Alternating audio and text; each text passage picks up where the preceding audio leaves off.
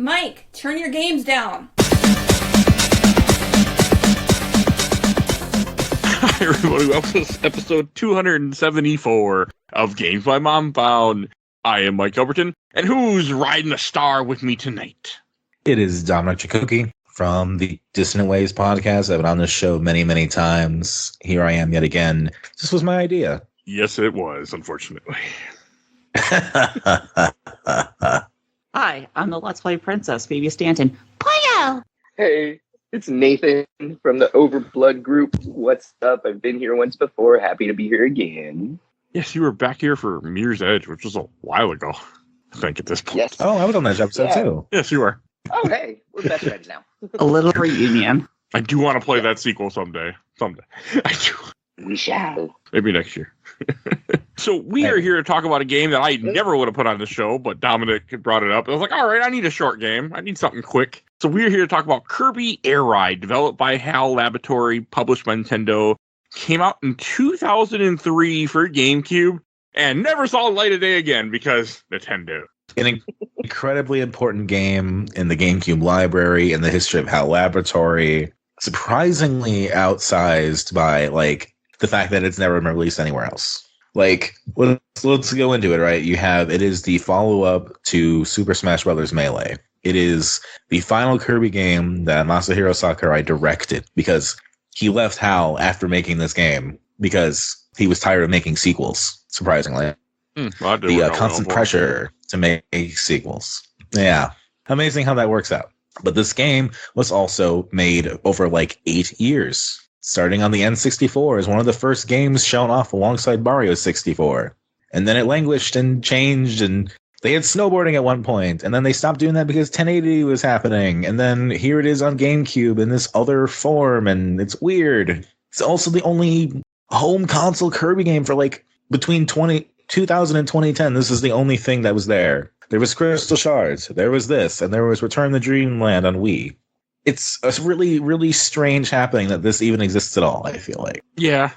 So I never played this back in the day. I think I remember people talking about it, but I never bought it. I never really even... I think it was just higher price than what I wanted to pay at the time, so I never got around to it until a couple weeks ago. Dominic, Yeah. What is your history with this game? This was a game I played probably not when it was coming out, probably a few years later when, I was like 10 or something and able to explore the GameCube library a little bit more freely because, holiday money was a little more plentiful at that point. And this is a game that I grew up as like, oh, my friends know what this game is, but no one online seems to super care as much. And then as I got older, I realized that this game was like a weird cult hit among people that were like my age. Like if you're like in your late 20s right now, maybe early 30s, this may have been a game you played quite a bit. This and Jet Set Radio Future seem to be really common kind of nostalgia blasts that you wouldn't expect. The nostalgia blast, you hit the nail on the head. But for me, you said something great, that when you were getting a little bit older, the idea of it being a cult classic was like kind of swirling around. So I was 10 when this game came out, and I remember getting it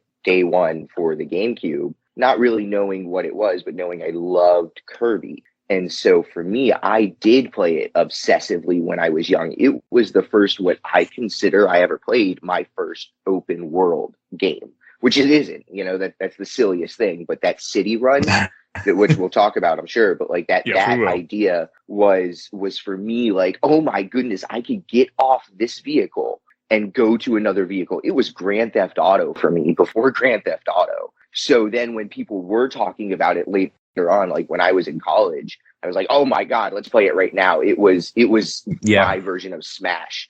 So it had two kind of like big comeuppances in my life when it first came out. But then again, like you said, that nostalgia factor hit a lot of people, and it was like, oh, let's play it again. And that was really cool. So yeah, that's where my kind of influence and respect for the game comes from. Yeah, this is my first Kirby game. This was my first car combat game even. Like this is like Twisted Metal for Nintendo, pretty much. That's in a way. cool. I played Twisted Metal 3 a lot. Oh, sorry. Go ahead, Pete. No, I was going to say, I wish I would have played this back then when I was playing Smash Brothers all the time, and I had people over and we played games. Like I would have enjoyed it then. For me, yeah. Phoebe, you were going to say something. I'm sorry. Oh no, I was just laughing at the idea of Nintendo Twisted Metal, because my brain always thinks of Vigilante 8 and not this. I mean, you're not wrong, though. Nintendo Twisted Metal kind of nails it in certain aspects. Oh, At absolutely. least City Trial. Yeah, And some of the other modes. City Trial for sure. You know, it's funny though. I have never really played a lot of the other modes. Like, I'm excited to talk about all of them because I finally just the other week plugged in the GameCube to be able to play it again. And I remembered I was like, oh, I never did top down. Like, unless it was with friends, you know, and then we were still doing city and normal race, but I never did top down. So that was kind of a fun little thing to put a couple hours into. Yeah, Phoebe, I'm curious what your history is. I don't think you said yet. My history is a little mixed on this game. I used to play this on the GameCube over an ex-friend's house. And then when I legally acquired the Dolphin emulator, this was one of the very first games that I downloaded for it. And I played it. I played so much of it that I actually, since it was my school computer, I would bring it to school with me with a few extra controllers because my laptop had a few extra HDMI cords and D cords on it. And we would do split screen multiplayer on my laptop with this game. So yeah, Bunker Hill Sea Lounge, we just played the hell out of this, tournaments and everything. So you're playing this game right then. Because that is. I mean, I have though. spent. I've never even imagined playing this game on any other platform besides the GameCube. So I'm kind of like, does there feel like there's nostalgia at all? And I don't mean that in like a bad way. Does it hit you like fresh eyes, or you're like, oh, I could see how this would have been enjoyed on GameCube on a CRT screen? Like, how does it hit you? Are you asking me or Mike? I'm asking, you said you played it on the Dolphin emulator, correct? Well, I played on the Dolphin emulator, but over an ex-friend's house, I played it on the GameCube. And like with the Dolphin, okay. I would actively... I apologize. Yeah, no, you're fine. But with the Dolphin emulator, I would spend hours just in City Trial with no timer. I love this game. That's really cool. Yeah. I mean, that's awesome. For me, I have no nostalgia. I also am very much of a gamer that I need a point A to start the game, point B beat the game. And this is a game that there is no point B exactly, and I don't like when a game tells me there's no point B. I usually don't play it. I can sympathize with that. I usually feel the same way, which is why I went crazy completing most of this game. I can see that. Yeah. Yeah, so the point. Oh, sorry. Go ahead. No, I was going to say, you can go first. You go first. The only point B that I could think of is when you're unlocking a little block, it'll show you the blocks around it. But that point B is infuriating because you can't see the midpoint at all. You're just trying to like, oh, if I get that next block, maybe I could see the next thing. And it doesn't give me a sense of completion that I crave. And it also very much is like it's a game just meant to just play. I mean, like with the achievement, like a lot of them are multiplayer. Like you could feel that these were a lot of stuff where they wanted you to have like a couple friends and you're doing it all at the same time. Yeah. Yeah, so like this achievement system is really important though in the sense that this is 2003. This is pre-360. Achievements are not a standard yet. Nintendo still doesn't even do achievements natively. No. And so here is this game with 3 modes: City Trial, Top Ride, and Air Ride. Each mode has 120 achievements on its own, and it's like a checkerboard thing. You pop one, it shows you around like what the other goals are around that square, and you can kind of go from there. And what I decided to do, the most completionist thing I could think, aside from just beating everything, was let's do 100 in each mode, because you can do 100 of them, that unlocks credits, and that's like your 101st achievement is getting 100. You get the 101st. Yeah. Okay. So like, you Mike, I know you had beating DDD as your point B. Yes. I didn't even beat DDD, but I still beat 100 achievements in all 3 modes. I kind of cheated at the end. Hey, I mean, those purple squares are really intoxicating. That's not cheating. That's just using the tools the game gives you. Correct. Correct. It still is, in a way, a blemish, because if you complete all 120, the board will turn gold, except for those purple squares. They will stay purple. But some of those achievements are impossible. You guys are going to have to enlighten me, because even in my childhood, middle phase, and then just the last few days I've been playing it, never have I thought of a purple or seen a purple achievement. What are they? So maybe you can explain it if you want. I can do it. Yeah, I can do it if you want. while you're playing a mode, you can unlock, I want to say, Dominic, is it 4 hammers? Hammers? Yeah, or like 4 purple squares? Is there a limit of 4? It's like 6 or 7, or it's more than 4.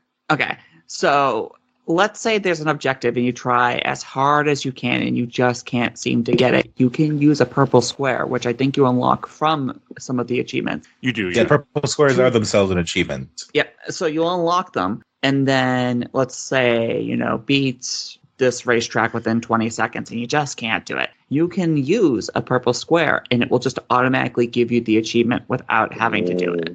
How do you unlock the purple squares? Some of the other objectives have purple squares as the award. What makes them purple? You know what I mean? Are they tougher than regular objectives? No, I think it's just random. Yeah, it's Gotcha. like, some of them will give you a soundtrack selection as a prize. Some of them will give you a new machine as a prize. Some of them also just give you purple squares that you can just kind of cash in when you want to. I think the reason why I talk about hammers is because the exact same thing is utilized in some of the later Smash games. I was just going to say, this feels like Smash. If somebody just tuned in, it would be like, oh, they're talking about Smash right now. Level of unlock that's Smash. Yeah, I want to say Brawl is the first one to do it, where there's like a little checkboard, and in Smash it was hammers. Here it's just purple squares, but some of those objectives in Smash Brothers will give you hammers, and then if there's an objective that you're just struggling with, you can just get it as a freebie without having to do it, but you'll sacrifice one of those. Right, exactly. Which makes sense because that was the next game that Sakurai directed after this. Because he didn't like doing sequels, right? But he likes utilizing the same concepts and engines. Don't have a choice, I don't think either. When it comes to Smash. I mean, he got to make Meteos on DS. He got a break for a minute. Oh yeah, that's the thing. I remember that game. No, I mean, like for me, like the achievement system was cool, and I was enjoying going after some of them. And it got to a point where I'm like, I can just not really pull these off, and it was a lot of randomness to getting them too. Like I upped my time in city rides. So for those who don't know, city rides a little where you have anywhere from 3 to 8 minutes where you drive around with 3 other CPU bots and you're all trying to collect power up and break boxes and kill each other every so often. And then at the end of it, an event happens and you get anywhere from like 1 to 25 or 30 different events. I think it's 25. I did not look this up. I just know that 25 was King Dedede. And there's also like RPG progression as well, kind of. Yep. Pick up staff, but you can switch to a different vehicle if you like a different vehicle that spawns throughout the world. But you will... I want to say you lose the stats, but I'm not entirely sure. You lose some. Okay. You can pick them back up, but you do lose some. They fall off you for some reason. Yeah. If you're too powerful for the car you're getting on, it doesn't like that. That's how it works? I'm pretty sure, yeah. If it's like, oh, we're not used to having this much HP. I was wondering what triggered it. Interesting. I didn't really pay attention. I mean, I usually would just find the car that I want. I really fell in love with the scooter in this game, and that became my go-to car. Oh, wheelie bike? Yeah. That was one more and more of recent years. I think maybe not wheelie bike. I don't know. There's some kind of scooter. There's 2 scooters, but there was a scooter I used. It's one that you can twirl. Manual. Let me grab. There's wheelie bike. There's Rex wheelie. And there's I have it too. But that was just my go-to vehicle because I liked the way it handled. I did play just about every vehicle at different points just to try everything out in this game because I wanted to have the full experience for this episode to give a good review. Right. But that just became my go-to because it just felt comfortable in my hands. Hell yeah. Hey, I've known people who have mastered and used consistently the swerve and the slick stars, and I think those people are fucking freaks. I want to talk about that specifically. Oh, please. Because you know what car you have to get on to really get good times on the races? The swerve. The swerve star, baby. Yeah. Especially in the factory. The swerve star is the most OP thing. Is that the one that doesn't turn unless you're charging? Yes. Oh, I hated that car. But the factory has a lot of straight lanes, so it's just go, and then you'll hit a right corner, so you'll stop halfway through, turn 90 degrees, and then just go. Yeah. So the thing about this game, it's it is a game between Melee and Brawl, so that it shares a lot of DNA. The customizability of every mode and like every like way you can change the stats and like the time limit and how long laps are and like how many laps you're doing, all that stuff.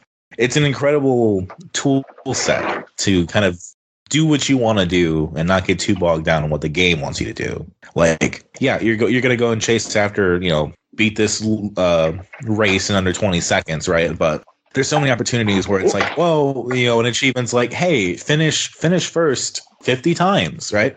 And you can play full races 50 times and over time unlock that. Or you can set your lap time down to 1 lap and just race 50 times on 1 lap and get that achievement a lot easier. Yeah, this game has so much customization, even to the point of the controls. Yeah.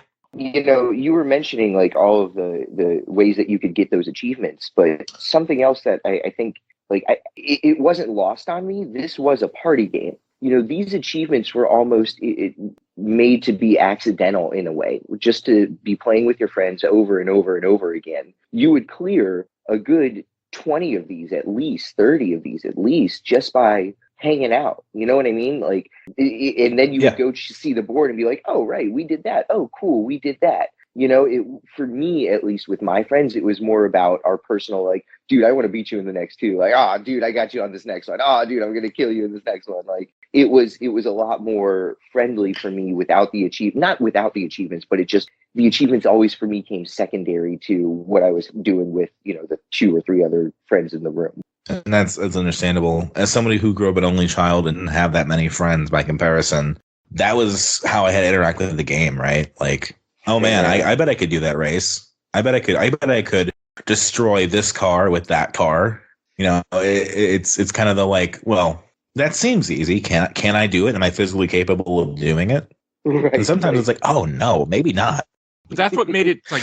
But cool when I was playing this, I was thinking about like, man, this would have been fun back in the day. Like if I would have had this game for GameCube back then, like I would have been like Nathan, like playing it with a bunch of friends. Like we played Melee so much back then, just doing the random shit Melee had. Like I haven't touched Melee since the GameCube days, unfortunately, but I don't remember anything about it. But I mean, like this is a game that I would have really loved back then had I had that experience. So how the fun thing is that the controls. The controls are so simple. You just press A and you use the stick. And so I ended up just having 4 controllers in front of me and doing my best to kind of manhandle all 4 at points to unlock some of those multiplayer achievements. That's smart. I never even thought about that. Because sometimes you need all 4, but you don't need all 4 to actually be going. So you can trap them. Right. Yeah, just kind of tuck them in the corner. Or just press A so that they're just constantly charging and not going while your actual one does the work. Tape a penny. Have you ever done that? Just tape a penny to your controller and then it's just that would have been smart. The old tape a penny trick. That's funny. I did not. I was just using my big ass hands. I didn't like that this game only has the joystick and the A button. That's it. There's nothing else. That bothered me. Really? I wanted I think Mario Kart has more. I haven't played Double Dash in the GameCube days. Like I haven't touched. I also don't play racing games ever. So it's just not my style of game. This is actually only the second racing game ever on the show, and only second Kirby game ever on the show too. Which I find that weird, but that is true. Blasphemous. You can play more. I do need to play more. I completely agree, but I'm playing with other shit like Kingdom Hearts. So this is a nice respite from all that. Kind of was, yeah. But no, it was just too simple for me with the controls because I'm used to like some drifting or just other buttons that I have to press that do something. And like in this game, you don't get power. I mean, you get power ups because you suck enemies, but it never really felt super good to me. Like I wanted to be. When it comes to kart racers, I'm really just used to Mario Kart, and that's kind of what I want. Oh no, you want wheel Kirby at that point because that increases your speed. Oh, when you suck enemies and kill them and stuff. Yeah, wheel Kirby is the fastest one, but then yeah, no, I did do that, but I just didn't. I just found that I was just I don't know, I didn't like that whole system. I just imagine just playing the where you have to kill all the enemies in like that little field, just sucking up different enemies and like just going around and like killing like 50, in a round or whatever. Yeah, the Coliseum-y one. Yeah. Those are okay.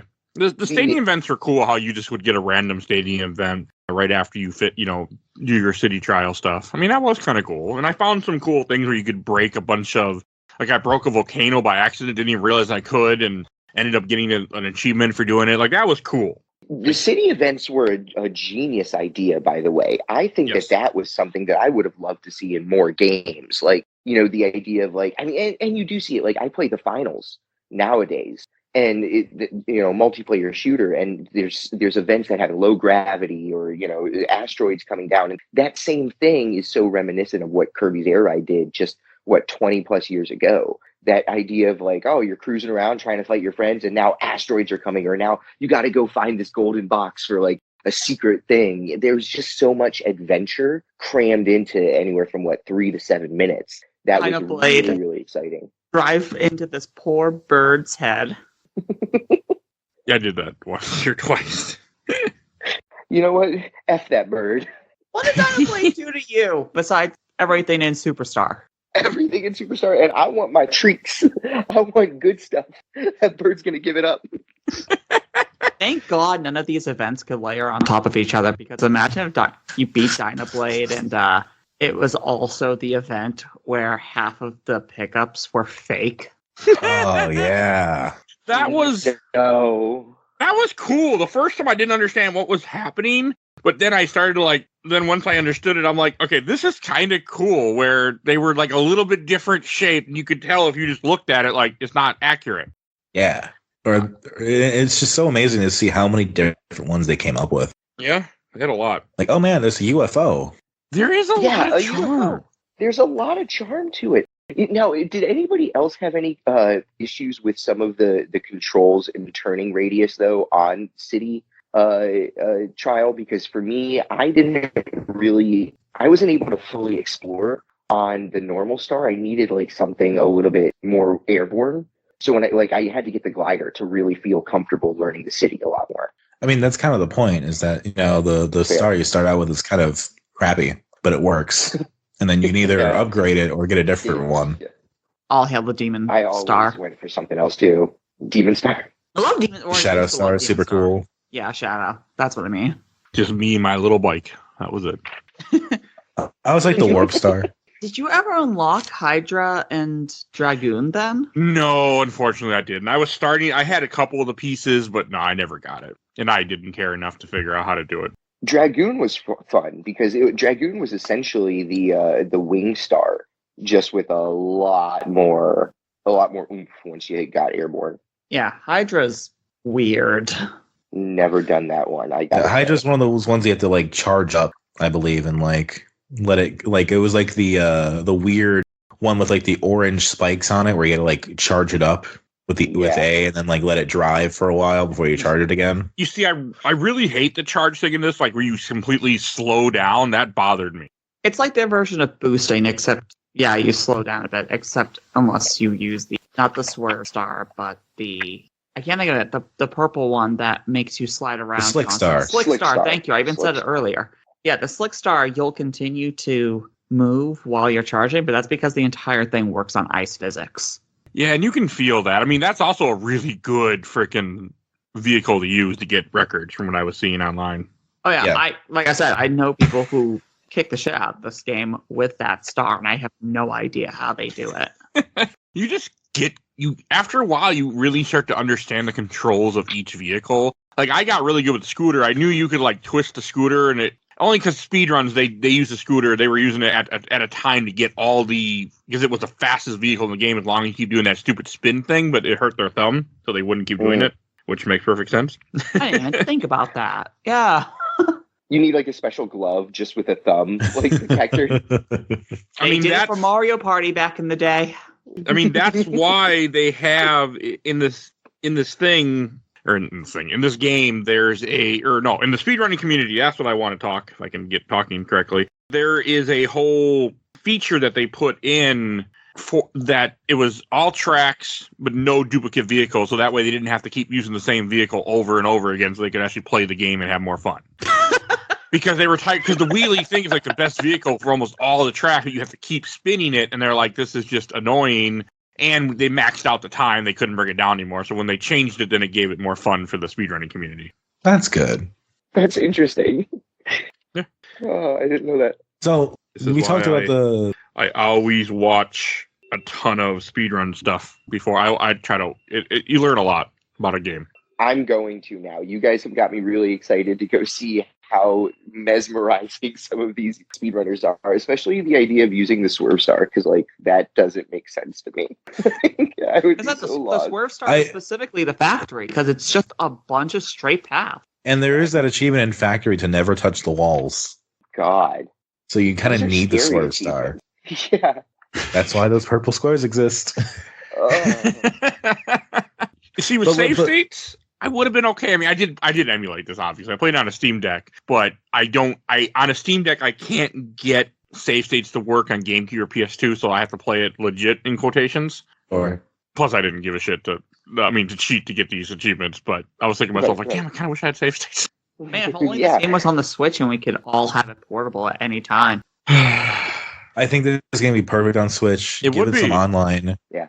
Well, I know they probably wouldn't, but I would love another mode or two, maybe. But they won't even re-release it. Ago that racing game came out where you're just rolling down the hill eating everything. I don't know what you're talking about. I'm I sorry. don't know what that There was is. a Kirby game a year or two ago on the Switch that is a race. Oh, Where you're just a ball and you roll down and get bigger the more food you eat. And okay, I thought that was made specifically to be an engine test for a new air ride, and then nothing ever happened. Well, I mean, Smash Bros. Kirby's Ultimate is like Dream Buffet. 5-6 years old now. Who knows what Kirby's Sakurai is Dream working Buffet? on? Yeah, I think it's Dream Buffet. Yeah, it is. 2022, Kirby's Dream Buffet. That would be the Race one. across mouth-watering obstacle courses, collecting strawberries to plump up Kirby. And it really just feels like an engine test for a new air ride or a remake of Air Ride. And then there's just nothing. I don't think you need a remake. I just wish Switch or Nintendo in general would realize, hey, we got all these great GameCube games. Let's just re-release them and not charge people $50 for the remake or the remaster. Wouldn't that be nice? Yeah. Oh, at this point, I'm like, just release them, like Wind Waker by Princess. I mean, this is another game. Like, this should just be available for people because people would enjoy it. Mike, we did get Wind Waker again on the Wii U. And we got the best Zelda game on the Switch. Really good version, by the way. Skyward Sword. Yeah, I bought that Skyward Sword for Switch for more than I wanted to pay because I need to play it. To be fair, we did get Metroid. We did get Metroid. And Dread is perfect. Metroid is perfect. I would argue that GameCube probably had the best lineup and releases of games in terms of Nintendo's history, maybe next to the Switch. But that would be my own personal argument. Oh, absolutely. This is something I want to talk about for a moment because I think it's important to give some context to this game's release, right? So this is 2003, the middle of the GameCube life cycle. Now, these days, Nintendo doesn't really do a lot of racing games. They just do Mario Kart. Back in 2003, let's take a look here. This game came out in North America in October of 2003. Before that, in August of 2003, we got F-Zero GX. Oh, God. After Kirby, in November of 2003, we got Mario Kart Double Dash. Now imagine releasing 3 racing games on the GameCube in 2003 as your first party lineup. How crazy is that? And 2 of them have the capabilities to have LAN play. Yep. Like that was their strategy. Let's do racing games. Hell, there was a GameCube Wave Race? When did that come out? That was 2001. Oh. It's like a launch title, I'm pretty sure. But like these days, like that's one of those things where it's like, oh, well, Nintendo's releasing Mario Tennis this year. Mario Golf will be next year. Yeah, remember those days when you? I do. Like because we had Mario Golf in the house. They're much more metered about the way they release games and genres on their system. But I think the prevalence, how prevalent the racing genre was at the time makes a game like this more necessary. Because like, how else is Kirby Air Ride going to stand apart from like Mario Kart and F-Zero? And they needed all those options because everybody else had something. Xbox was going strong with Project Gotham Racing. The PlayStation 2 and Xbox had Burnout. I was going to say Burnout Times were also going strong. Yeah, those arcade sim racers. Gran Turismo, really Test good. Drive was still existent at this time. I think in terms of innovation, Nintendo absolutely took the award during that time, because between, like you said, Kirby's Air Ride, Mario Kart Double Dash, which people still revere today, and F-Zero with that soundtrack, I mean, game over. I truly do think that Nintendo had a little bit more bravery to step outside the box back then and do some really fun stuff between party games and racing games to, like, I don't know, solidify their place with like a good idea of, oh, these are party games. These Was are the games I want to sit GameCube around. successful? I can't remember. Oh, absolutely. Well, yes and no. GameCube did not Yes and sell. It was like the worst selling of the three big consoles. Okay, that's what I thought. Because I remember the games are also the most expensive at EB Games when I used to go there. Like, I could buy the same game for PS2 for like a couple bucks cheaper than if I bought the GameCube version. I remember that. Like, I was a 15-year-old Mike, like, this is stupid. That hasn't I think- changed. Like the GameCube was their Wii U before the Wii U. I really think that Nintendo had kind of two sides to one coin, right? Because in one sense, with their limited, like once the next console came out, you weren't going to be playing GameCube, which was a disadvantage. But the advantage is now you got a lot of people with GameCubes. And to me, it was the most portable console back then. It had a handle on the actual console. I love that. I mean, you could take it over to any friend's house. I remember putting my GameCube in my suitcase when I went to my grandparents' house in Ohio. And I popped it open and I was the coolest kid all of a sudden between all of my cousins. So like now we're playing GameCube, and this is when I think the Wii U was out. You know, it didn't matter because I still had my GameCube that I could just put in a bag and take with me. It was that forever portable console. And if I just had Mario Kart Double Dash and Kirby Air Ride, like it was game over. And then Smash, like even better. So Nintendo kind of solidified themselves as that retro console coolness.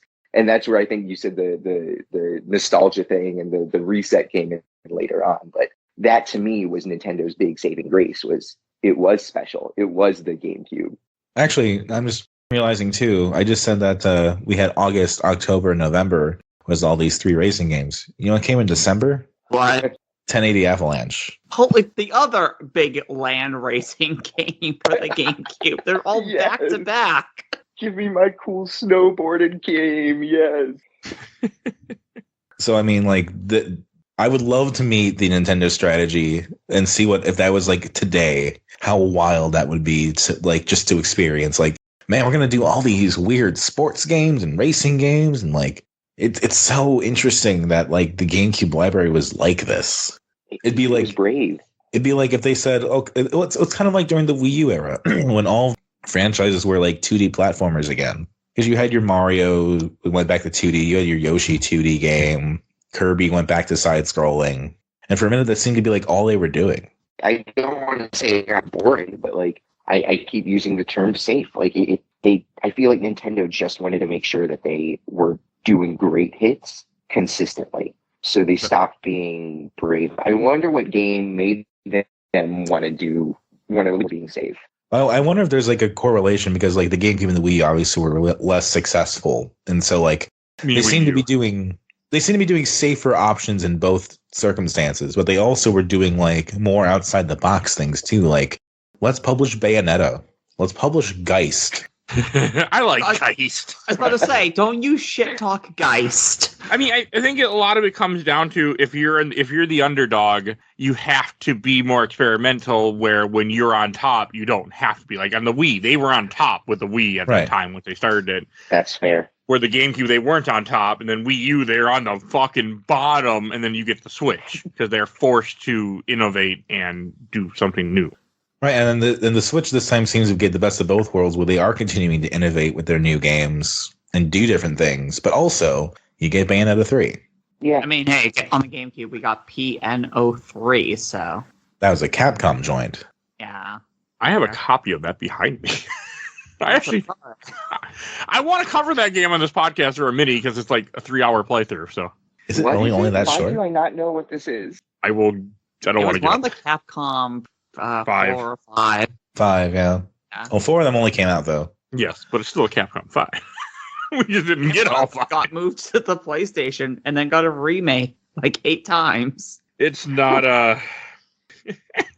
No, it's not a good. It's a very short game. I knew a guy who bought it for like $50 when the day it came out and beat it that evening and was furious. That's amazing. It was high school, so we didn't, not like we have, but he was like so excited and he was a big GameCube guy and he bought it and he was just furious because the game is just, it's a fun game. I bought it for like probably $5 at EB Games at some point. I'm like, hey, this is great, but if you're paying full price, my condolences. Rip.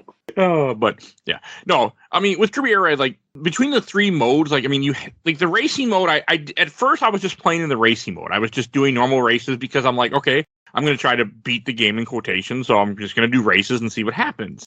And I constantly kept losing and losing and losing, which was not making my opinion of this game very high of it. But then I started to get the hang of it, and I started to get much better. And I still lost a lot of races, but I started to win more and started to really kind of understand this game, and that it's not your regular, in my opinion, regular kart racer. I mean, yeah, it's not. No, and it took me a little bit to get the hang of that. And then I did enjoy it. Like, I mean, the fact that I couldn't beat this game and I was not going for all those achievements because that just wasn't happening. But like kind of what my rule of thumb was. So the way I do this show is I always give myself about a week to beat a game, and I beat a game about 2 weeks ahead of time. Usually try to. Some games hold me back, but like, so I was like, okay, every day I'm just going to play this game during my downtime, and I'm just going to screw around, do races, and just play like I would have back in the day, because I can't beat it exactly, even though I beat King DD, and that counts in my little world. And I was just having fun. I was just playing the game, running around the city ride, didn't even give a shit about the achievements or any goals. I just wanted to experience as much of the game as I could. Every so often I'd get stupid and look up achievements, go, I'm going to try for this. I'm going to go grab 10 weight stickers. And I'm like, yeah, don't do that. I'm like, just play the game. You see, that's the stuff I would go for because it's so easy skimming. Yeah, it didn't. It seemed easy, but I went just for weight stickers and never got them. So it wasn't that easy. I couldn't get some of those achievements. They were difficult for me. Fair. But I like it. Yeah, I mean, that's the thing is, if you were playing this multiplayer with friends, like, I could have seen this being a blast, like, back in the day. Like, you know, this would have been the game with Smash Brothers that would have just been around that we played. I mean, I don't think it for that. The game sounds stressful sometimes for me. I'm hearing you guys, and I'm like, oh my god, achievements like that. Well, you were competing against friends. So right. I mean, you guys were playing it the way that the game is meant to play, but I mean, it was just cool having those different modes. You had the mini. What was the middle mode? Top Ride. Top Ride. Top Ride is just Top Ride. In my opinion, stupid, but it's cool that it's there. It's the easiest one to get achievements in. I hated it. Did anybody have to change the control scheme to make sure, or the what was it? There's like the blue bike or the blue ride and the red ride. I could never do the red ride. I always had to do the blue one because of the directional controls. As I say, one is directional controls, and one of them is top-down tank controls. I did the and I could not do the down top-down. tank. I did the one where it's like wherever you point is where you're going. Insane. I can do either way. I think that's the blue one. Oh Yeah. god, you guys are clinically insane. I take the red pill and the blue pill. Because it actually ends up being a lot easier because you just got to rely on where you're pointing the stick is where you're going. And so it becomes, once you get used to that, it becomes a lot easier to like maneuver around corners and slingshot yourself. That's fair. You don't have to wait to turn. You just literally point and go. And, I really ended up enjoying like the top down stuff because it reminded me of like really old racers that I don't get to enjoy very much. But then it's like learning how to like maneuver with that and deal with that is so different than doing Air Ride and City Trial. Yeah. That like, it's like, at that point for those achievements, it's just do the mode, like play it a bunch, do 50 races on the one map. It's like, okay, set it to one lap or set it to like super easy mode or something like that, wherever I can get around and cut corners. Yeah, I mean, use the game setting to your advantage and time, but it's just one of those things where I just kept thinking about like, man, this would have been like had this been a game I had for GameCube when friends are coming over and like this was that game. And I'm completely now a solo gamer. I don't really interact with people except for this podcast. Like, none of that is for me. And the fact that this is locked to an emulator makes it a little harder too. But again, why is this not on Switch? Like with online capability, people would buy this. Oh, we'd buy the hell out of it. It'd be perfect to release now. Maybe they're waiting for the Switch too. Put the GameCube emulator. We're in that last year of like Switch stuff. Like we need just those random games that keep us going. Have they announced the Switch 2 yet? Not officially, but we all know it's coming. Yeah. If they go back to a normal console situation, nobody's going to be happy because the Switch is such a perfect console for what it is. I don't think they'll go back. I don't think they will. I think the Switch has been so successful for them as the handheld, TV. The way it is, like they're not gonna change what they're doing. I don't see them trying to mimic Sony and Microsoft because they don't need to. I mean, the Switch is very close to becoming the best-selling console ever. Yeah, they're not gonna. They're gonna. Is it really getting close to the PS2? Yes. Wow. Yeah, I I can believe it. It's the most pull up portable the. console I've ever seen. I know people love the Switch. I'm not a big Switch guy, but I'm a Steam Deck guy, so it's close enough at this point. So, Mike, did you have a favorite course at all by any chance?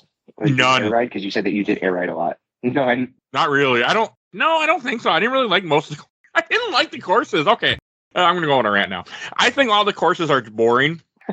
I think they're annoying. Okay. I did not like a lot of the racing in this game. I just played it because I wanted to play it, and it was my game of the week. And there's a lot of I have downtime in my days, so like I was like I have this show where I'm like I have to play the game. I have no editing to do because I'm all caught up. I guess I'll just race around in Kirby Air Ride. It wasn't like I'm having so much fun. It was more of like, what else? It had a purpose to do it, so I'm going to do this. But no, it wasn't exactly fun. Also, this game had no sound. I appreciate you doing it anyway. This game had no sound for me for some reason most of the time. It's weird. Oh, Really? it has a soundtrack and I didn't hear nothing. I had it muted all the time. Soundtrack's really nice. I mean, it's not amazing, but it works and it's nice.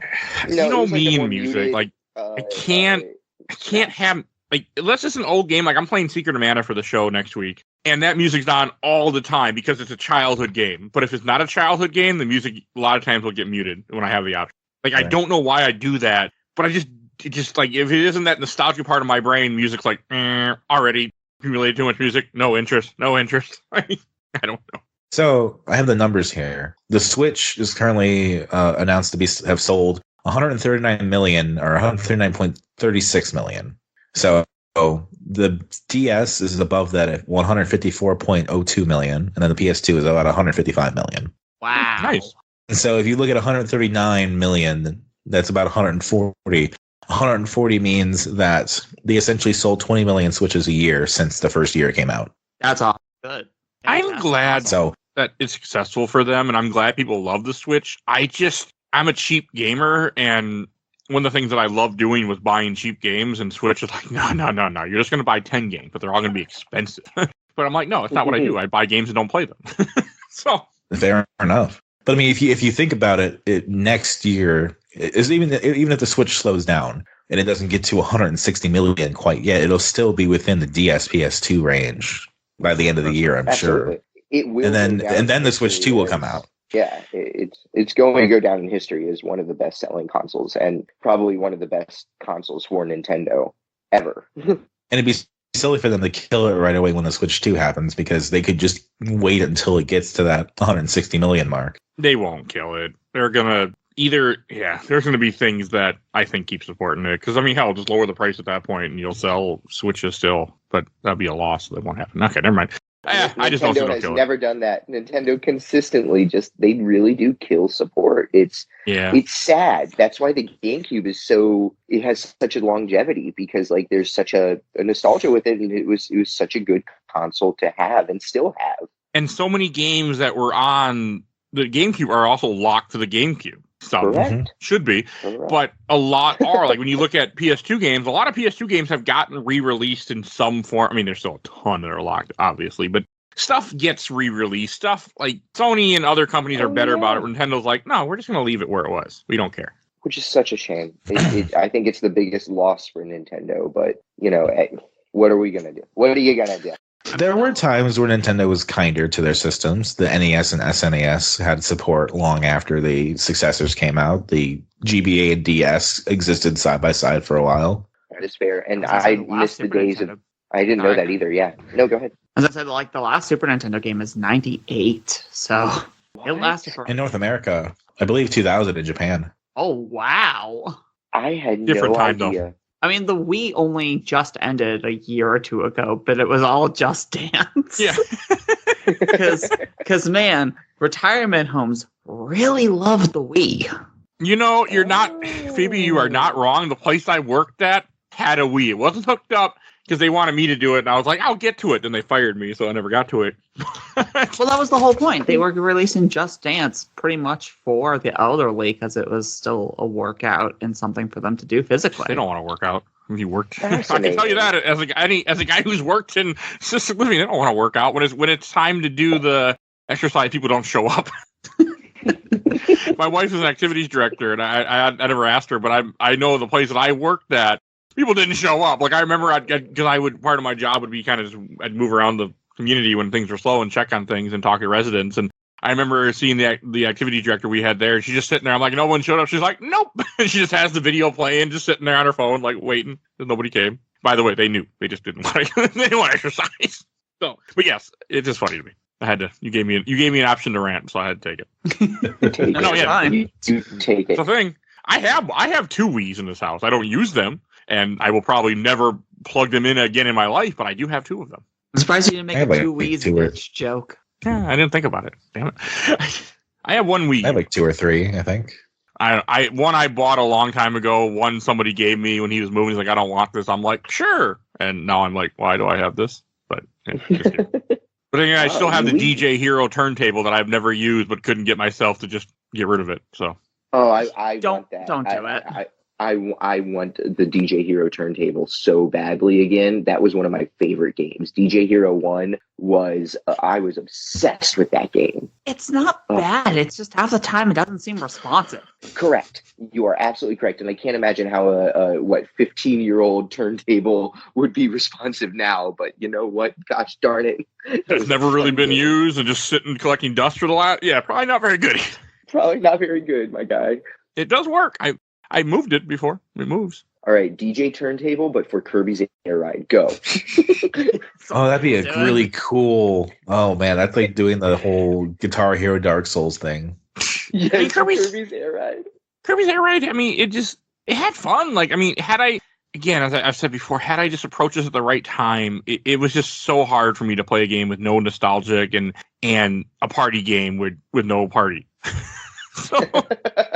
I mean, that was my issue. The King Dedede fight, which I consider beating the game in quotations for me at least, because I wanted to put it on my chart that I keep track of all the games I beat.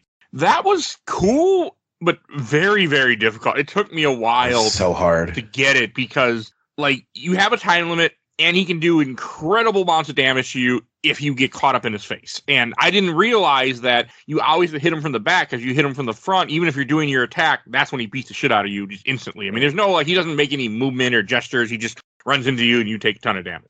He is the strongest character in the game. I mean, he was a bitch to beat. Like, I thought it was going to be a race when I had read something about King Dedede, and it's a fight, essentially. And it's really weird because you're just in a square room. He drives around the room. You have 1:30, and you have to pick up. But you also have to get lucky. You have to get lucky that the right power-ups drop so you can actually take his health down because he has a ton of health. You needed the spike. The needles or the sword were the two that you want to get because they did the most damage. Like, I watched a guy do it on YouTube. He literally just drove behind him, tap A, like, rapidly fast and killed him in seconds. Wow. I tried that, could not pull it off, but I did beat him. I mean, I was over there setting up bombs for him to roll over. I was, doing the rockets. I was doing the throwing bombs. You don't have time. Just to waggle your joystick 50 times. Get the full you don't have time for any of that, unfortunately. Like, the only way to really do it is, like, the way I did it was the needles. Like, you just have to get the needles with the sword and get behind him and tap A as fast as you can, and that's how you really put damage on him. I mean, Needle Kirby is always one of the better power-ups, no matter what game it's in. Okay, I can't really talk. I've only played 3 other Kirby games in my life. Kirby's Adventure once, and Kirby's Dreamland 1 and 2. That's it. Kirby's Adventure on the show when? Agree that Kirby's sucking thing is just the coolest way to acquire a power-up. It is. I love the way that Kirby just does that huge suck, and then all of a sudden, and now we got a new power. It's just the neatest thing. Like, I love Kirby as a character. And like in City Trial, you could get off your car, and when I got off my car and I'm hopping around as Kirby, I remember thinking to myself, why isn't there a Kirby game on GameCube? Yeah, like another Kirby game. Because I got pushed back to the Wii. Yeah, it was supposed to be Return to Dreamland, but they took forever to make it. I don't think I ever played. I don't even know what Return to Dreamland even is for the Wii. It's fucking great, is what it is. That is a game they did release on Switch again. Oh, that's nice. Yeah. Oh yeah, with an epilogue chapter too. Yeah. Ooh. And if you count Kirby having a plot, Return of Dreamland is actually an important one. He doesn't really have a plot. Actually, Return to Dreamland. I was wrong. I was wrong earlier in that Return to Dreamland was the first console Wii Kirby game. It was actually Epic Yarn. Oh! I forgot about Epic Yarn. I love Epic Yarn, too. That's a Wii game, I love Epic Yarn. Yeah. Epic Yarn is good. It's also on 3DS, and it's really good on 3DS. They should port it to the Switch. That's another one that should be on Switch. Absolutely. In the words of Emmanuel, put it on the Switch. Kirby and you the can easily Forgotten play it with the Joy-Cons. Kirby and the Forgotten Land is also a very good Kirby game. If anybody has not played that one for the Switch, I have 100% of it. it's very, very, very good. I don't know. Epic Yarn seemed like a really big deal. Like, I do after want to Epic do more Yarn came Kirby. out, there was like 3 Kirby games. I remember Yeah, I bought Kirby games. Like I bought a DS Kirby game, Triple Action or something. Oh, is that Triple Deluxe? Yeah, Triple Deluxe. You should play Triple Deluxe. Never played it, but I bought it because it was cheap. I got it on clearance or something. If you want one of the most insane destructions of a boss, you should play that game. The Robotron one was almost on this podcast before. Robobot? Yeah. I But now remember I reviewed Battle Royale. That was an interesting game. Oh, you opened up something I wanted to say. So people were saying that Kirby's like the City Trial is kind of like the first Battle Royale we got. Kind of Yeah, kind of. first idea of that. I mean, but that goes back to it's kind of like Twisted Metal, and Twisted Metal is kind of a battle royale. Yeah, good point. I forget Twisted Metal exists, even though we talked about it earlier in this conversation. Nate That's mentioned because Sony it. likes to pretend that it doesn't exist. I'm okay with that. It's been 11 years since the new Would game came out. Bomberman be considered a battle royale? Which game? Bomberman. Bomberman? I wouldn't say the original, but stuff like Super Mario Man 5, absolutely, because they give you multiple Fair. lives at that point. Oh, and there are speedruns of people just trying to get all 120 achievements, by the way, like City Trial and stuff. Oh my god! Okay, wait, so it's 100%, but subdivided into each mode. Yes.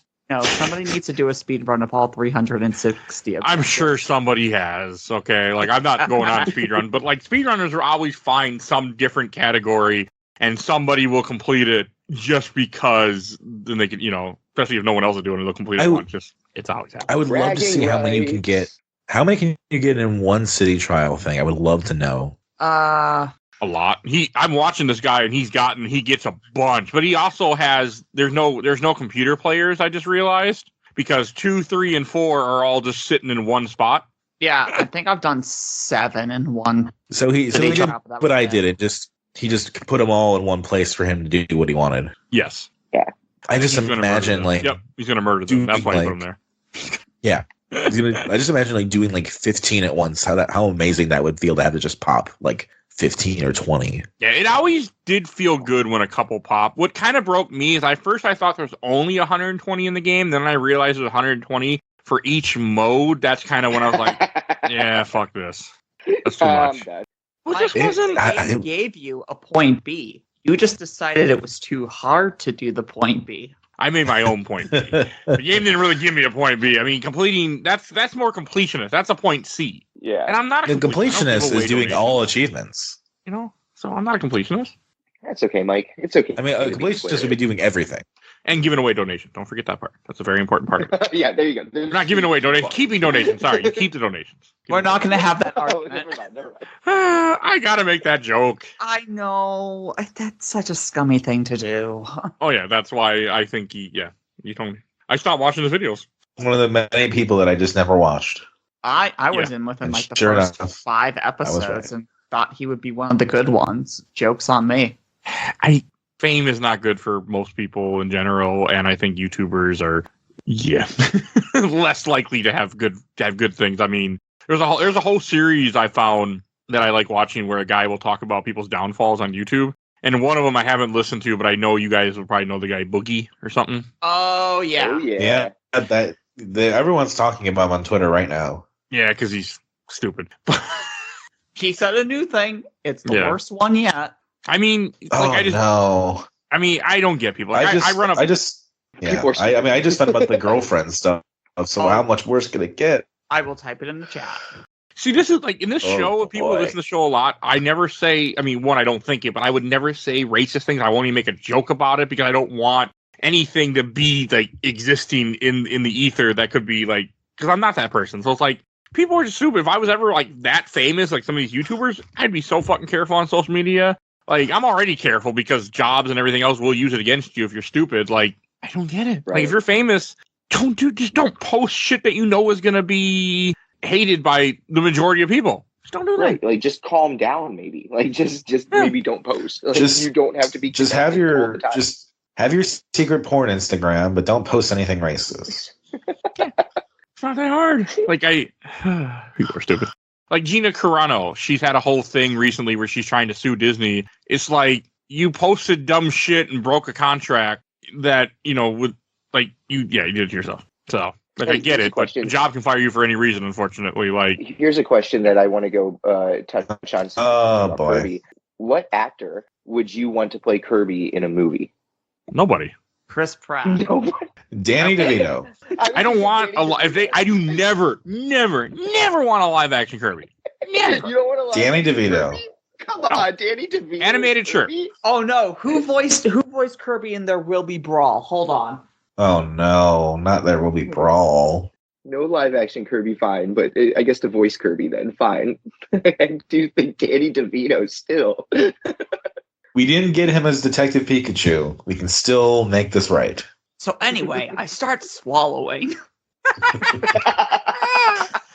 May I offer you an egg in this trying time? And then he just sucks it in. It becomes an egg. Let's go.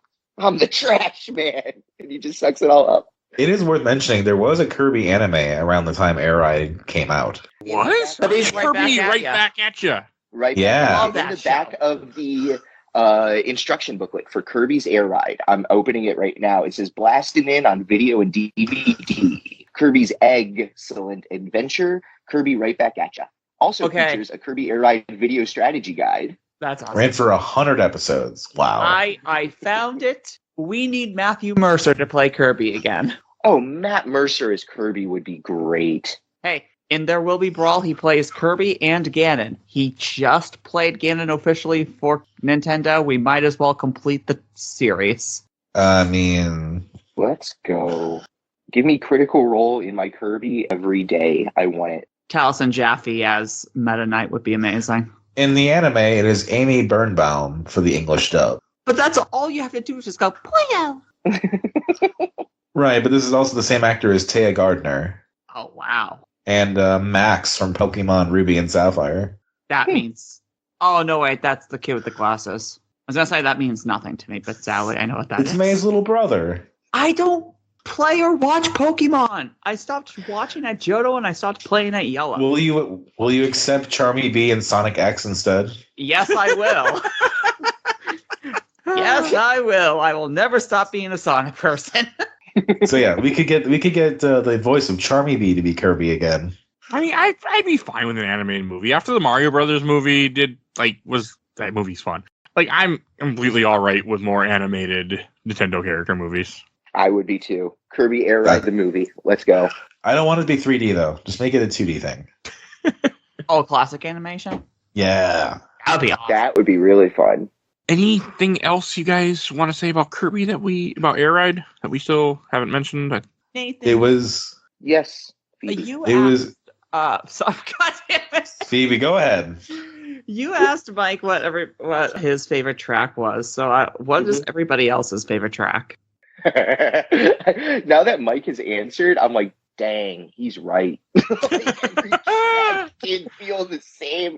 Like, I was more just trying to get a conversation, but like, I'm looking through the pamphlet, I'm trying to remember the differences in tracks. I was like, oh, there's the waterfall level, but wait, wasn't that also the jungle level? I Also? like the waterfall level the most because it has the 3 different entrances that have different pathings. Yeah, but then one time I missed the entrance and I like landed in between the two and I fell and I was like, fuck this game. Sorry. You can swear. Oh, good. Fuck this game. I kind of like Checker Knights. I remember the level. I know what level you're talking about, and I like that one too. It's the one where you can break the rocks and go through the rocks if you know to do that. Yeah. Because that was one I did not notice until like late in trying to get achievements. It's like, oh, you can break the rocks. Go. So I like that one. I also actually really like the top ride stuff because that was really simple and easy to maneuver in. It really annoyed me. I thought those were nice. It better than the air ride courses because it was just so simple to maneuver around. But if we're putting everything on the same level, City Trial is the best course. Oh, absolutely. Yes. Yeah, for sure. Yeah, I think when I was a kid too, City Trial is all we really did was just like ride around in the city at the end. Oh of the day. Yeah. I'm glad I had this opportunity to like do all 3 because I only had done City Trial in a handful of races before. Right. And like sitting down with all the modes now, it's like, oh, City Trial really is only part of the experience. Like it's with the other modes that you actually understand how to like utilize all the machines and like figure out which ones you're actually good with and which ones actually work outside of that one context you're so used to. Mm-hmm. It makes sense why Swerve Star is actually interesting. All the vehicles are, as much as I disliked a lot of them, are very interesting and are very good to give you options. It had the most variation in terms of kart racing that I've seen. Like, I experienced way more variation with these vehicles than I did with like the Mario Karts of those days. Yeah, that's the big thing too. Is I would love another racer that had such variation in cars. Same. Mario Kart did it sort of nowadays with the bikes versus vehicles, but even still, it's nowhere near. But it would never be bold enough to make a Slick Star equivalent. No. It wouldn't alienate their main racer game like that, because it's a car that's almost unusable until you get. Well, it is unusable until you get good. So, really a skill ceiling in a Nintendo game, wild. Hey, you're the like F-Zero GX earlier. That's the hardest racing game I've ever played. The hardest racing game ever made. So fun though. Mike, I know you're not a big score guy, but what would you give Kirby Air Ride scale 1 to 10? Just out of curiosity. Now that you played it, done your thing. I'd give it a 6. I kind of know it's not a game for 6. Wow. I mean, it's still a very good game. It's just not. So I can't give it a really low score. I mean, there was nothing wrong with the game. It's just me. I didn't like it. That's right in line with like what the scores actually are. Like, this was a very divisive game for the time. Like, this isn't. There's no game breaking bugs. There was no issues. The game wasn't unbalanced. Like, extremely hard. There was nothing wrong with it. It just isn't a Mike game that I would normally play. I don't like racers. I've only done 2 racers now on the podcast, and one was Mega Man Battle and Chase. Not a good game, by the way. But do you like this more or less than Battle and Chase? I can't remember what I thought about Battle and Chase, but I'm pretty sure I like this way more. The Battle and Chase I could beat it. So Mine's more or less than Secret of Mana. Superman is way better, but that's a different game. The only racing game I really like that I played is Need for Speed The Run. I really like that game. Dude, Burnout 3, if you ever do a Burnout 3 one, let's do Burnout 3, because boy, that is the best racing game of all time. Never played it. You're not wrong. I've actually never played Burnout 3 because racing games aren't my thing. Like Split Second is a racing game that I've always wanted to play. Split Second is great. I have bought it multiple times and I've just never gotten around to it. Like it is one of those games I think about because it's like I remember I was so excited because I'm like I like racing games like that. I also like a Grand Prix and I like it where I can feel like okay I'm going to beat all the races and move on.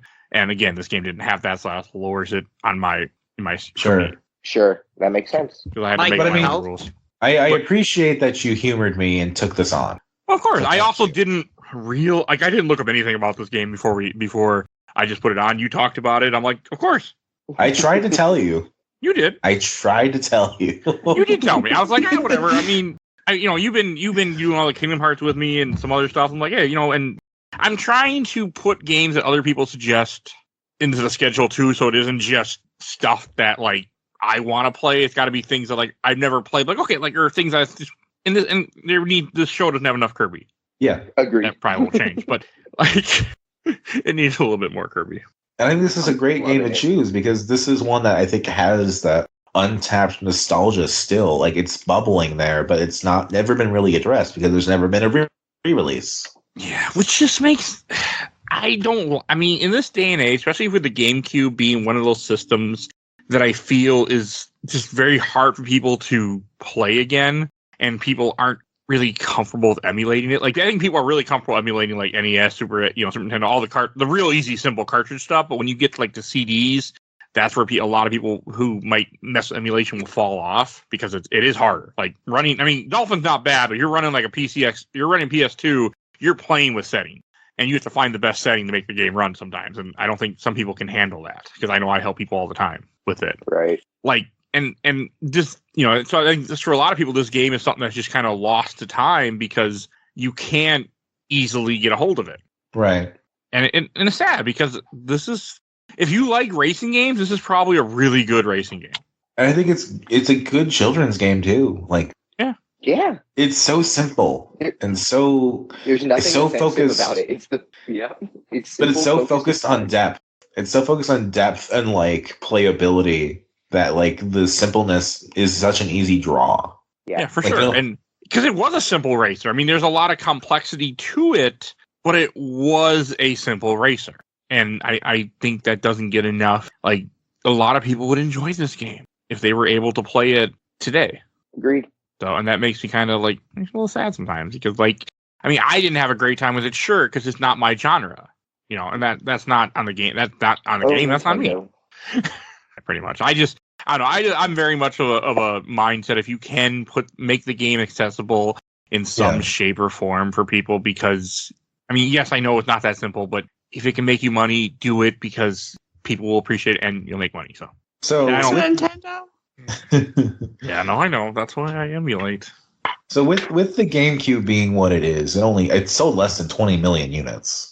That's worth pointing out, I'm pretty sure. Or maybe like 21, something like that. But it doesn't, I mean, you also got to like, you know, the PS2 era. And the PS2 era was, the PS2 dominated, so. Yes. Like, in a console where the highest selling game is Smash Melee with 7.5 million copies sold. Kirby sold over 1 million copies. That's pretty good. Like, wow. It was the 25th best selling game on the system. Doesn't feel That's like not that terrible. That's a pretty good stat, actually. But not when your system doesn't sell enough in general and just Correct. kind of Only- forgotten. Overshadowed by Only 11 by- games on the system sold over 2 million copies. I feel like Wow. Nintendo's tried to forget the GameCube partly too. Like they don't like to re-release GameCube games at all for some reason. Which is stupid because it's probably one of the most nostalgia-based consoles now. Well, it's also amazing fucking games. We've done a lot of GameCube exclusives on this podcast. We did Twin Snakes. We done Star Fox Adventures. But like I've Star done. Fox Assault. Oh yeah, we did do that. Was that because of you? Yes. Well, because we did Adventures. Oh yeah. Nintendo, you could get the exclusive rights to releasing the best Soul Calibur game again. Soul Calibur, dude. That game's great. But this is their Dreamcast, right? This is their yeah. It's an amazing system with a lot of identity, like a interesting philosophy uniting a lot of the games. A lot of Dreamcast games are also on GameCube. I was about to say, yeah, a lot of shit jumped ship to the GameCube. Yeah, Sonic Sonic- DX. Sonic Adventure 2 is an amazing game. I will say it again and again. And there's one GameCube game. This is not locked to GameCube, but I bought it for GameCube at the time, so it will live in there. It will live in there in infamy. Sonic Heroes. It's a game that I have behind me, and I keep thinking, and I'm like, one day I need to play Sonic Heroes, and I have the opportunity to do that. It's not a bad one. I know, It's not great. I know. It is the bad. sequel Sonic. to Adventure 2. It is the sequel to Adventure 2. Yeah, it is Adventure 3. They just don't call it Adventure 3. Someday I'm going to put it on this podcast. I also never played Sonic Adventure 1, which I need to remedy that. Oh, I wish I had been on for the Adventure 2 episode because I have nothing but bad things to say about Adventure 1.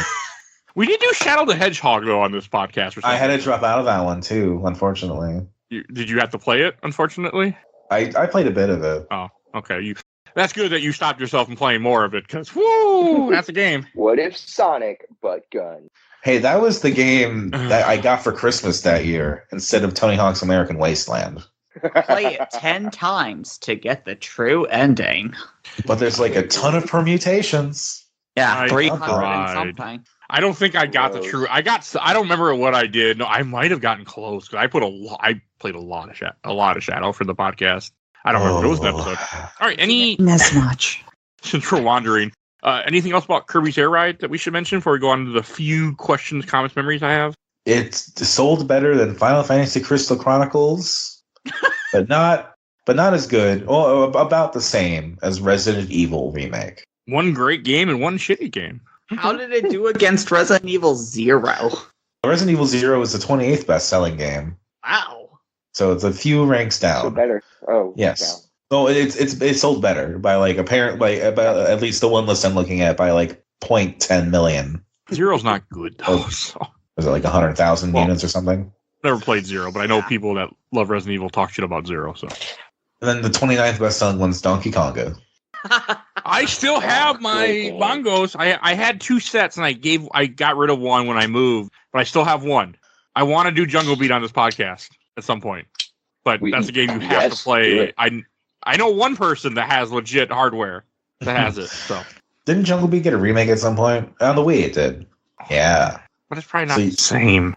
No, but you don't have to use the bongos. But the bongos are fun. That's fair. All right, let's go to questions, comments, or memories. And first, from the I watched the entire Orbital Super replay from Andrew Burns. The reason this game is beloved is the city trial, but that's enough. I've spent hours running around those streets with my brother looking for the best ride and piecing together the legendary boards. From Brian Brown, I love this game, but hated how you press A to slow down, then boost simply because it was really hard to teach to my friends. It's kind of uninitiative at first. Once you know how to drive, the game was amazing. The city trial mode was peak. From the official Laser Time community, from Freddie Barreto, I'm pretty sure this is one of the GameCube games, along with Mario Kart, where you can have a LAN party if you somehow had multiple cubes with copies of the game and broadband adapters for a 16-player game. Jesus. I doubt that happened very often. And from the last group, from Giant Bomb, from Steve Lamb, I used to play this all the time with my cousin. It's great fun and fairly simple, allowing even my younger cousin to participate and have fun. It also had a ton of depth to it. If you really want to get into it, we played for hours at a time, usually accidentally finding all the special rides in secret areas. See, like, the experience is probably how you did, Nate. And that's, I think, the right way to play this game. Like, just play it with friends and beat the shit out of people and have fun. Unlike what I did. And from Tom Storm, excellent game. Love all the different modes. From Jarek Wilkinson, I mean, when I say this is still my favorite Kirby game of all time, I lost hour upon hour in city trial mode. Stuff like this makes me happy for people that they were really able to enjoy this game. Like, and hearing what you guys said, how much you were able to have fun. And I mean, it wasn't for me, but I'm glad that a lot of people love this game. It's great. All right. And I do have one code to give away because I have codes. So let's see here. The Steam code that you will get for this is Flynn, Son of Crimson. I forget what it is, but it looks cool. So and the Steam code is E9360CWIA0IQANB. That is the Steam code for Flynn, Son of Crimson. All right. And then we'll go to Shelf Stacker Box. And Dominic, why don't you go first since this was your pick? Oh, it's going on the shelf. This is, I guess, among my favorite GameCube games. I would still probably give it like an 8 out of 10, not like a perfect score or anything, but in terms of GameCube games, it's one of the best. All right. And Phoebe? Putting this on the shelf. I have extremely good memories of this game, and even later today, I'm going to check my local game store to see if they have a copy. All right. And Nate? Yeah, I mean, Dominic said it best. Dominic said it best with 8 out of 10. If I had a GameCube, it would be a game that I would absolutely pop out anytime people come over. So it's going on the shelf, and I'm proud to display it. All right. And I'll go last on purpose. I'm going to put this in the box. Good game. Plays fine, but it is not a Mike game. It is not my genre. It is not my style. It didn't make me want to play Kirby games again, and it made me think about it like, maybe I should put Kirby's Adventure and play that again for this podcast as a mini. And it really made me go, maybe it's time. But, which is a good thing, because there should be more Kirby on this show, but we do strange stuff sometimes. But no, it was still a good time. And I'm really glad I got to finally experience it for the first time, and I got to see why people love this game. So I am very happy for that fact, but it's going in the box because I didn't really have a great time, and it's something I will never touch again in my life. So, yeah. Fair. But again, I'm not the party gamer. Like, I can't, some of my friends will try to like, oh, hey, we're going to play this. And I'm like, that's nice. I have no interest. At least you accept that you're the problem. Well, I'm not into that. Like, at this point, because of this podcast, I've met so many people on Discord, or not Discord, met so many people, and we have a Discord. Please use our Discord. It's a link in the show notes. Like, there are people out there who are like, oh, hey, let's go play a game. There are people who would play multiplayer with me. I could buy Helldivers 2 and jump in with Joe and play that. But I have zero interest in playing anything online and playing anything with other people. Like, I just want to play my single player games at my own pace. Like, I even thought about Twitch streaming, but at the same time, like, well, then I have to have a schedule, and I don't want a schedule. I want it to be like, I play when I have time. I might, like, Steam Deck. I'll sit on the couch when my wife is watching TV and just play my Steam Deck, or I'll take it with me when I take her to an appointment or something. I'll just sit in the car. Like, gaming for me is just whenever. And let's say she's getting ready and putting her makeup on. Okay, I got 20 minutes. We're going to play a game for 20 minutes. Like, that is how I game. No, Mike, join us. I never really do hour-long like sessions where you just sit and game for like 2-3 hours. I just don't do it anymore, unfortunately. I have edited for that long before, but not like I don't know. My life is just, I don't know. I just can't do that. Like, I don't know how people can sit and just play an online game for like 3 hours straight when they have a partner and kids around them. Like, I don't get that. I don't have a kid around me, but I have a partner, and she will not be pleased if like she accepts the podcast. There are times where she's like, "You're recording again." So yes, like today. But that's life. All right. And Dominic, where can people find you at? You can find me in the Overload Facebook group. You can find me on This Ways Podcast, which is on YouTube. And you could probably find me on the street someplace, if you know where to look. Pass, maybe. Sure.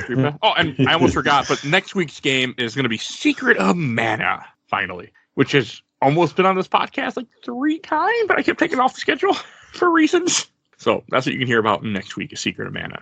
And Phoebe, where can people find you at? You can find me on YouTube and Twitch as the Let's Play Princess. Thankfully, I'm not one of the bad ones. God, I hope not. And you can also find me on Twitter as the LP Princess. What's Twitter? I thought it's called X now. Oh my God. You know what? We went a podcast recording without you bringing up my job, so I'm happy. Oh, yeah, you are correct. I've done it too much to you. I wanted to leave it alone. But you didn't open the door, but I won't make it. But no, I always got to make the joke about Twitter because when you type in Twitter, it still goes to Twitter. As it should. Yes, it does. As it should. So until he changes that, I will always make fun of him because he should have never named it X, just left it the way it was. Brand names are a thing, you idiot. Okay. Yes. And Nate, did you have anything to plug? I did not, but I am on Facebook, and of course that Overblood group is home for me. That is fair.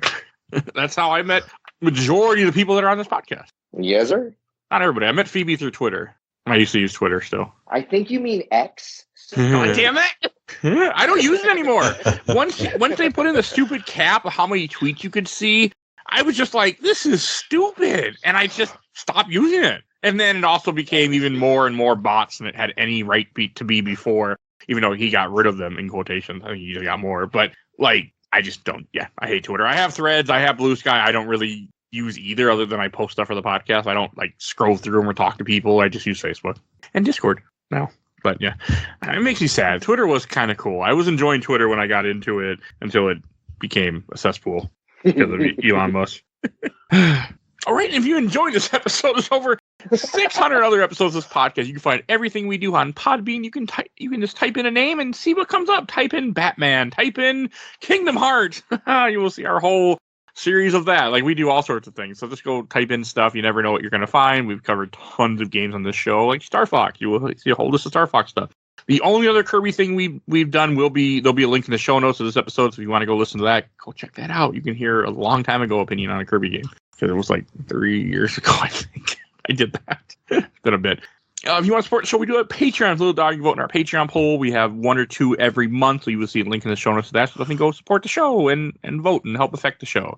We do have a Discord, as I mentioned a couple times. Please join our Discord. You will see a link in the show notes to that. I'm always happy to have new people come. Even if you don't want to chat, just join and make my numbers go up and make me happy. And you might, maybe you'll be interested to chat at some point. Just join. And I want to give a shout out to my awesome intro and outro, courtesy of Helena at Hell Hasphere. You can follow her on TikTok, Instagram, and Twitch. You will see a link to her link tree in the show notes. And I want to give a shout out to my buddy Bill Tucker. Started his own podcast, Gamer Looks at 40. He's currently going through all the Final Fantasy stuff. So definitely go check him out. He's been doing that for months. And we have a shout out to Nomads of Fantasy and the 10 Domain podcast, 2 of the shows I listen to and we're good friends with the hosts. And please follow us on Facebook, Instagram, Twitter, Threads, Blue Sky, TikTok, YouTube, audio only, but we can be found on all those different things. I think that's everything I need to say. So we will see you guys all next time. Bye, everybody. Goodbye. Hiya!